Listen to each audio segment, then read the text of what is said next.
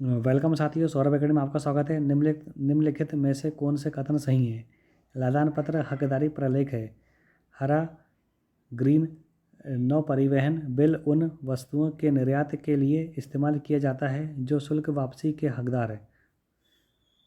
वायुमार्ग airway bill हकदारी प्रलेख नहीं है। कांसुली बीजक और प्रोफार्मा बीजक एक ही चीज़ है। 2 और 4, 1 3 4, 1 2 4, 1 2 3। तो दोस्तों करेक्ट आंसर है डी नंबर का 1 2 3। 1 2 और 3 तीनों सही हैं। अगला क्वेश्चन है, बीमांकक वह व्यक्ति होता है जो बीमा अभिकर्ता के रूप में कार्य करता है, बीमादार को हुई हानि को प्रमाणित करता है, बीमा दावों से संबंधित दावों की लेखा परीक्षा करता है, किसी बीमा व्यवसाय की निवल नेट देयता का अभिकलन करता है। तो दोस्तों करेक्ट आंसर है डी नंबर का, किसी बीमा व्यवसाय की निवल नेट देयता का अभिकलन करता है। अगला क्वेश्चन अपने पास है, जीवन बीमा व्यक्ति के जीवन को लेकर किए जाने वाले संविदा है जिसमें बीमाकर्ता एक निश्चित प्रीमियम के बदले बीमादार को उसकी मृत्यु अथवा एक विशेष आयु के प्राप्त होने पर एक निश्चित धनराशि अदा करने का वचन देता है। इस परिभाषा में निम्नलिखित में से कौन सी पूर्व धारणा अंतर्निहित है? यह क्षतिपूर्ति का संविदा है, यह गारंटी का संविदा है, यह मुआवजे का संविदा है, यह निवेश पर प्रतिफल का संविदा है। तो दोस्तों इसका करेक्ट आंसर है बी नंबर का, यह गारंटी का संविदा है। अगला क्वेश्चन है, आसन्न कारण की विवक्षा यह है कि हानि निकटतम स्थान से उत्पन्न होनी चाहिए, ज्ञातव्य स्रोत से उत्पन्न होनी चाहिए, उस कारण से उत्पन्न होनी चाहिए जिसका बीमा किया गया है, अदृश्य स्रोतों से उत्पन्न होनी चाहिए। तो दोस्तों से करेक्ट आंसर है सी नंबर का, उस कारण से उत्पन्न होनी चाहिए जिसका बीमा किया गया है।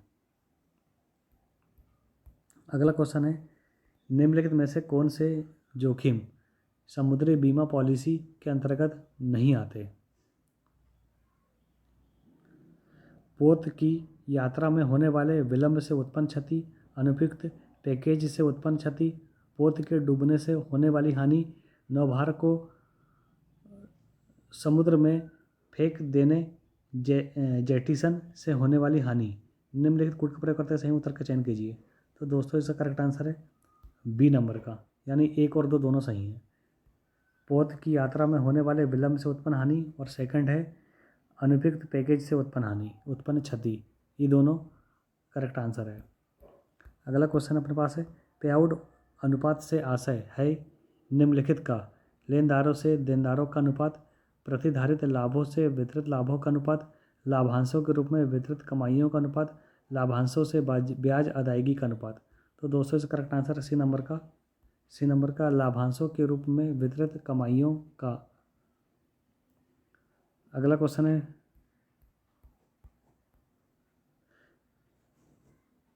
निम्नलिखित कार्यकलाप पर विचार कीजिए। मूल्यांकन, सत्यापन, वाउचिंग। लेखा परीक्षक के इन कार्यकलाप का सही अनुक्रम है।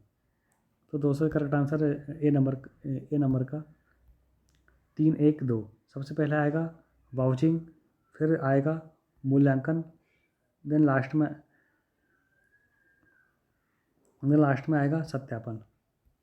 अगला क्वेश्चन अपने पास, निम्नलिखित में से किस परिसंपत्ति का मूल्य आरंभिक वर्षों में बढ़ता है, उसके बाद स्थिर रहता है और अंत में गिरने लगता है? पशुधन, पेटेंट, सुनाम, गुडविल, मशीनरी। तो दोस्तों से करेक्ट आंसर है बी नंबर का पेटेंट। अगला क्वेश्चन है, निम्नलिखित कथनों पर विचार कीजिए।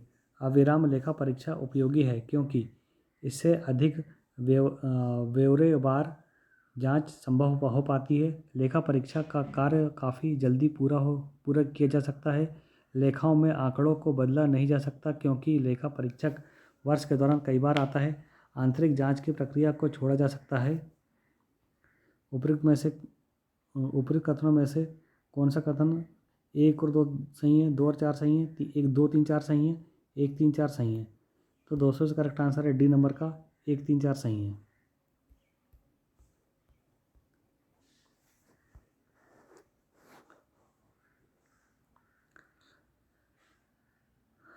दोस्तों अगला क्वेश्चन अपने जो कि सही जोड़ी के रूप में है, इसका करेक्ट आंसर है सी नंबर का। लेखा परीक्षा का कार्य व्यवहारों के लगभग साथ ही साथ चलता है। तो दोस्तों से करेक्ट आंसर है ए का सेकंड नंबर का, अविराम लेखा परीक्षक। बी का फर्स्ट नंबर का है, लेखा परीक्षक अपना कार्य अंतिम लेखाओं के तैयार हो चुकने पर आरंभ करता है, तुलन पत्र लेखा परीक्षा। थर्ड नंबर पे सी का फोर्थ नंबर का है, दो वार्षिक लेखा परीक्षाओं के बीच की गई लेखा परीक्षा लागत लेखा परीक्षा।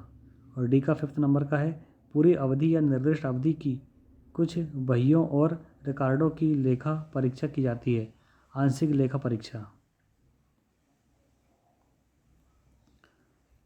अगला क्वेश्चन अपने पास है, निम्नलिखित में से कौन सी बात ऐसी है जो लेखा परीक्षक के लिए सापेक्ष रिपोर्ट देने का पर्याप्त कारण होगी, फिर चाहे प्रबंध द्वारा लेखाओं के साथ टिप्पणी ही क्यों न दे दी गई हो।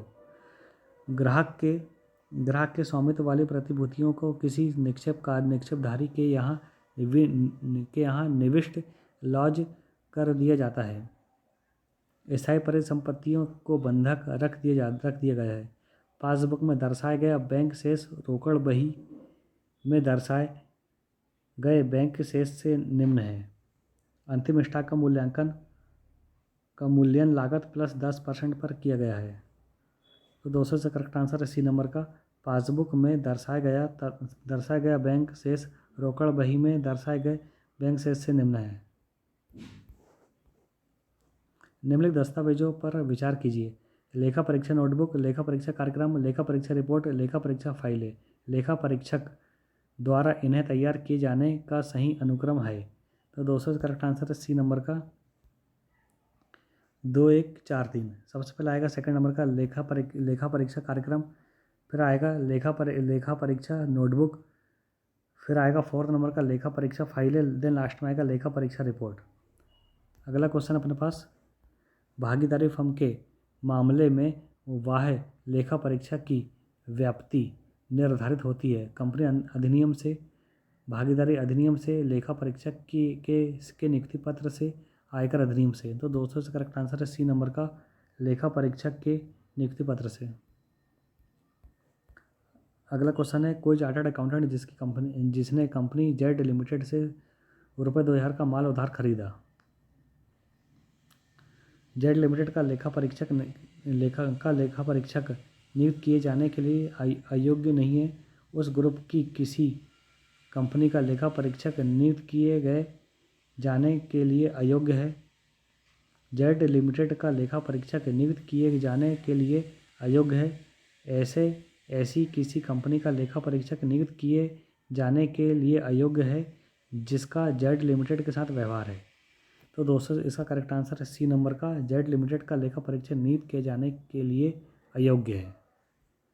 अगला क्वेश्चन है अपने पास, किसी कंपनी के लेखा परीक्षक उस स्थिति में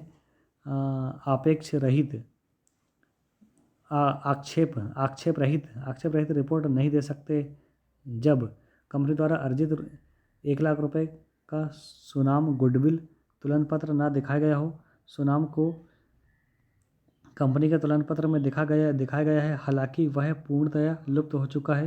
तुलन पत्र और लाभ हानि लेखा कंपनी के कार्यकलाप का सच्चा और सही चित्र प्रस्तुत करते हैं और विधि के अनुरूप तैयार किए जाते हैं। डी है, कंपनी ने विधि द्वारा अपेक्षित नियुक्त उपयुक्त लेखा बहियाँ रखी है, पर लेखा परीक्षकों को उनमें से कुछ बहियों को दिखाने से इनकार कर दिया है।